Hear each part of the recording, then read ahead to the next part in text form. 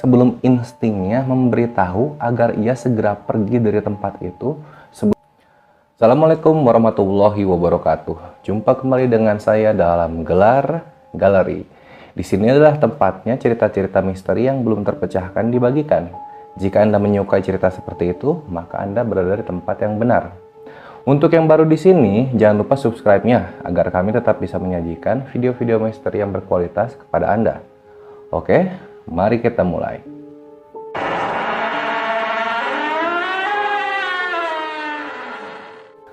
Ada sebuah YouTuber atau vlogger yang bernama Frank yang dia gemar melakukan ekspedisi-ekspedisi ke pertambangan-pertambangan yang sudah tidak terpakai atau terbengkalai. Pada tahun 2013, Frank ini mengunjungi sebuah tambang di daerah Nevada, Amerika Serikat. Nah, singkat kata, ketika ia sampai pada tambang tersebut, ia melihat bahwa tambang ini mempunyai pintu masuk yang tidak biasa atau tidak mirip dengan tambang-tambang yang sebelumnya ia pernah kunjungi. Harap diingat, si Frank ini adalah seorang penjelajah tambang profesional. Sudah puluhan, bahkan ratusan tambang yang ia pernah kunjungi sebelumnya.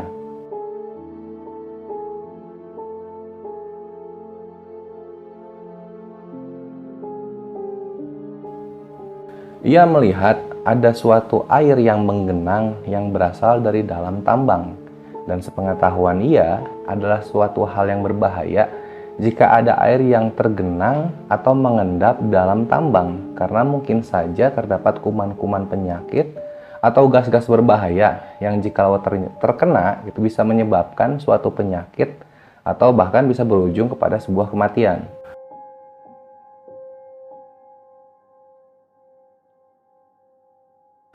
Setelah ia periksa lebih lanjut dan ia temukan bahwa air tersebut mengalir, barulah ia berani melanjutkan perjalanannya menjelajahi tambang tersebut.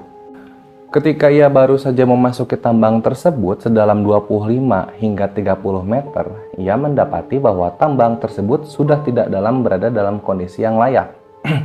Kayu-kayu yang dijadikan sebagai tiang yang berasal dari kayu keras dan berukuran sangat besar, ia temukan sudah dalam kondisi patah dan sudah lapuk. Bahkan besi-besi penyangga pun yang dipakai untuk menyangga gua, ia temukan semuanya sudah berkarat. Bahkan sebagian baut-baut yang aslinya harusnya ada di situ sudah tidak berada pada tempatnya lagi. Di tengah tambang tergantung rantai-rantai yang berukuran cukup besar. Nah, harap diingat, rantai ini bukanlah rantai biasa, melainkan rantai yang terbuat dari besi padat yang berukuran cukup besar, yang dimana satu mata rantainya saja berukuran sebesar ibu jari atau jempol kaki orang dewasa. Maka dapat kita bayangkan seberat apa rantai ini.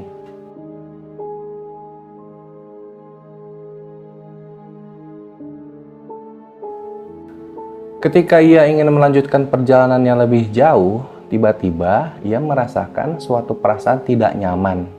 Kemudian, ia memutar kameranya ke arah pintu keluar, sekaligus untuk mengecek apakah pintu tersebut masih terbuka.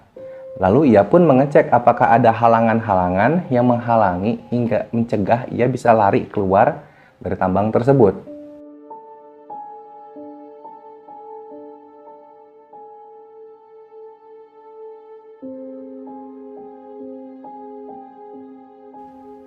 Ketika ia mengarahkan kembali kameranya ke arah dalam tambang, ia tiba-tiba melihat ada satu rantai yang berayun kecil.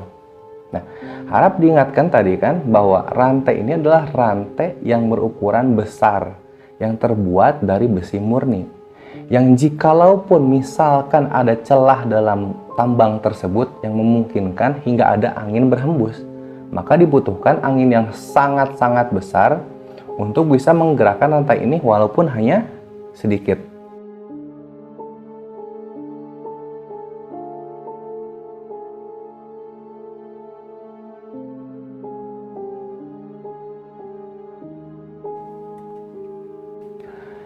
Ia mencoba merasionalkan keadaan ini dengan berpikir mungkin saja ada sebuah gempa kecil yang ia tidak rasakan, yang memungkinkan sehingga rantai tersebut bergerak.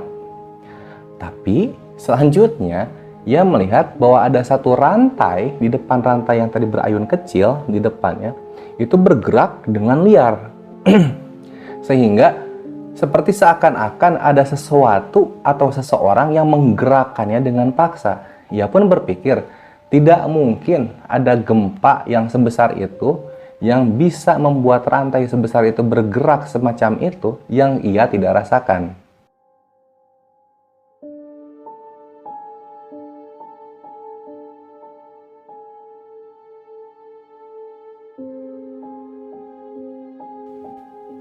Suhu dalam tambang tiba-tiba menurun dengan drastis hingga membuatnya kedinginan. Karena terlalu banyak faktor yang tidak bisa ia jelaskan, yang tidak bisa ia rasionalkan, akhirnya ia memutuskan untuk keluar dari tambang itu.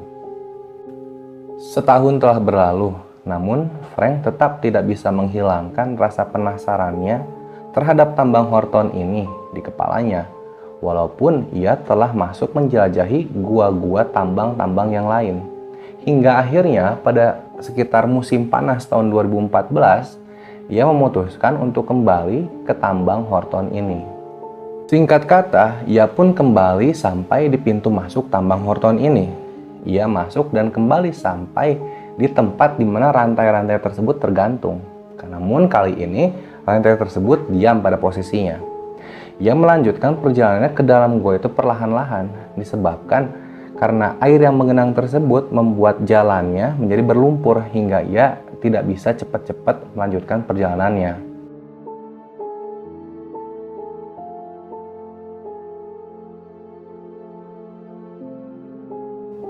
Sambil sesekali menoleh ke belakang, Frank melanjutkan perjalanannya perlahan-lahan hingga akhirnya ia hampir sampai di ujung lorong masuk tambang Horton ini. Sayup-sayup ia mendengar suara percikan air. Ternyata ia menemukan di mana sumber air ini yang menyebabkan jalannya menjadi tergenang. Di atas celah-celah batu di tambang tersebut, ada sebuah air yang keluar yang mungkin saja merupakan resapan dari air sekitarnya atau dari danau terdekat. Saat ia memperhatikan sumber air tersebut, tiba-tiba ia mendengar suara seperti suara manusia, namun ia tidak dapat mengerti. Ia langsung mengarahkan kameranya ke arah sumber suara tersebut selama beberapa detik, sebelum instingnya memberitahu agar ia segera pergi dari tempat itu sebelum ada kejadian yang lebih buruk yang mungkin saja bisa terjadi.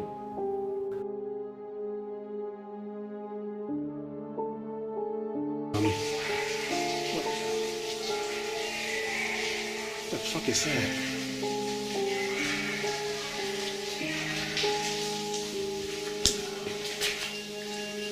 Belakangan diketahui bahwa di tambang ini pada tahun 1905 pernah terjadi sebuah kebakaran hebat yang menewaskan 7 orang pekerjanya.